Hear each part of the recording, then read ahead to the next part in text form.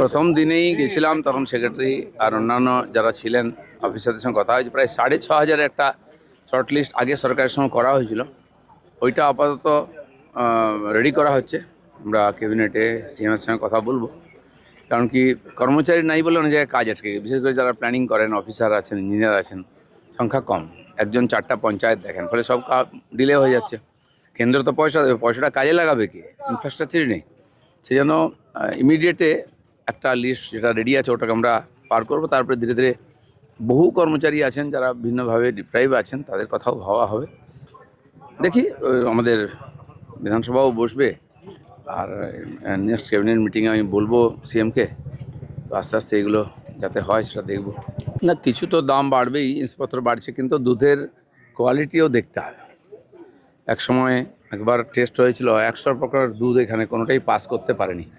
জনস্বাস্থ্য একটা বড় ব্যাপার, দুধ খাওয়ানো নয়, দুধটা স্বাস্থ্যের জন্য খাওয়ানো, স্বাস্থ্য খারাপ করার জন্য নয়। এরকম বহু কেমিক্যালস মেশানো হয় দুধেতে, সেটাও আমরা কন্ট্রোল করার চেষ্টা করব, যাতে মানুষ সুস্থ থাকেন, যারা নিশ্চিন্ত হয়ে দুধ খেতে পারেন, এবং দুধের উৎপাদন বাড়ানো, দাম যাতে কম রেখে মানুষের কাছে পৌঁছানো যায়, সে সবই বিচার বিবেচনা হবে। কোথায় কোথায় সমস্যা আছে, বেশিরভাগ ক্ষেত্রেই গত 10 বছর 12 বছর ধরে কোনো রকম রিভিউ চর্চা কিচ্ছু হয়নি। যা চলছে তাই চলছে, সরকারের উদ্দেশ্যই অন্য ছিল, জনহিত নয়। সেটা আমরা চিন্তাভাবনা করব। সরকার এর বিরুদ্ধে কোর্টেও গেছিলো আটকাবার জন্য। আমি এরকম সরকার জগৎ জীবনে দেখিনি কোথাও, যে কাজ আটকাবার জন্য কোর্টে যায়, কর্মচারীদের ডিএ আটকাবার জন্য কোর্টে যায়, ছেলে মেয়েদের চাকরি আটকাবার জন্য কোর্টে যায়। এটা করেছে ওরা, তার পাপ ভুগছে। কিন্তু যেটা যেটা আটকে ছিল আমাদের হাতে সম্ভব, ইমিডিয়েট আমাদের মাননীয় মুখ্যমন্ত্রী অর্ডার দিয়ে দিচ্ছেন, কাজ শুরু হয়ে গেছে।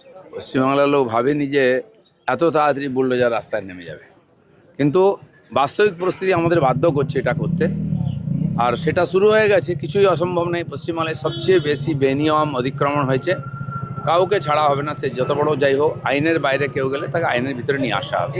নির্দেশটা নতুন নয়, এটা সরকারি কোর্টের রায় ছিলই আগে। আমরা লোককে রিমাইন্ডিং করে দিচ্ছি এইসব নিয়ে, যেন বিতর্ক বা কোনো রকম সমস্যা তৈরি না হয়। সবাই নিজের উৎসব আনন্দ পরম্পরাকে বজায় রাখুন আইনের ভিতরে।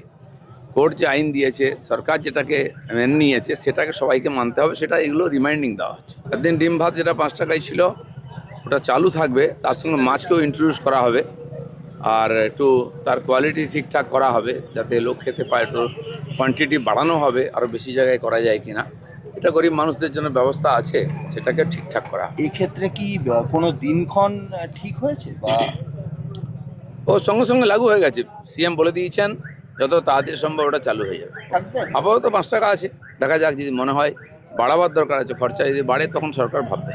সারা দেশেতে এই ধরনের আইন আছে, যে যেখানে ইচ্ছা যখন ইচ্ছা মাইক লাগিয়ে চিৎকার করবে। খালি মুসলিম নয়, হিন্দু সমাজের ক্ষেত্রে একই। তো দেশের আইন সবার জন্য এক, সবাইকে মেনে চলতে হবে, কারণ আমরা সবাই সুস্থভাবে সমাজে থাকতে চাই। কেন, আজকাল মানুষের অনেক সমস্যা, হাইপার টেনশন থেকে বিপি, সুগার, অসুস্থ বয়স্করা আছেন, বাচ্চাদের পড়াশোনা আছে, সব জায়গায় বিঘ্ন হয়। তো আমরা চাইবো সাধারণ মানুষ সবাই মিলে আইন মেনে করুন, তাহলে কারো কোনো সমস্যা হবে না, সরকারকেও বেশি কষ্ট করতে হয় না।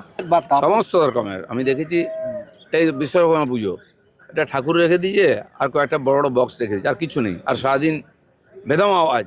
আমি দেখেছি এত বড় বক্স, সামনে দিয়ে গাড়ি গেলে গাড়ি কাঁপতে থাকে থরথর করে, গ্লাস কাঁপতে থাকে। এটা তো অমানবিক। বিজ্ঞানের অপব্যবহার করার অধিকার কারো নাই, যেন সবাইকে সংযত হবে। আমরা জানি মানুষ এমনিতে বহু সমস্যায় থাকে, মানসিক সমস্যায় থাকে। এই যে হঠাৎ মানুষ ভিন্ন ধরনের ব্যবহার করছে, এর কারণ এটা মানসিক উত্তেজনার শব্দ, যে দূষণ, এটার বড় কারণ। সব রকমের দূষণকে বন্ধ করতে হবে। ভালো কথা এটা। আমার মনে হয় মানুষ আইন মানতে চায়। কিছু কিছু লোক, নেতা, তারা তাদেরকে মানে আইন না মানার জন্য উৎসাহ দেয়, এবং এটা বোঝাবার চেষ্টা করছে যে আমি তোমার সঙ্গে আছি। আর এটা মানুষের অভ্যাস হয়ে যায়, তারা ভাবে আমাকে অনেক কিছু করতে, কোনো লাভ হয় না। আর সেই জন্য সমাজের লোকেরা নিজের থেকেই মানবে, আমরা আশা করি। সব দিক দিয়ে ভালো, নিজের জন্য প্রথম ভালো, আর তারপর আইন শৃঙ্খলার জন্য ভালো। মা ক্যান্টিন যেখানে চলছে ওখানেই পাওয়া যাবে। নাম কি মাই থাকবে? দেখা যাক, মা তো আছেই আমাদের, মায়ের প্রতি কারো ঝগড়া নেই। সেটা কি আজকে থেকেই চালু হবে? তাতেই চালু হয়ে যাবে, হয়তো গিয়ে চালু হয়ে গেছে দেখবেন।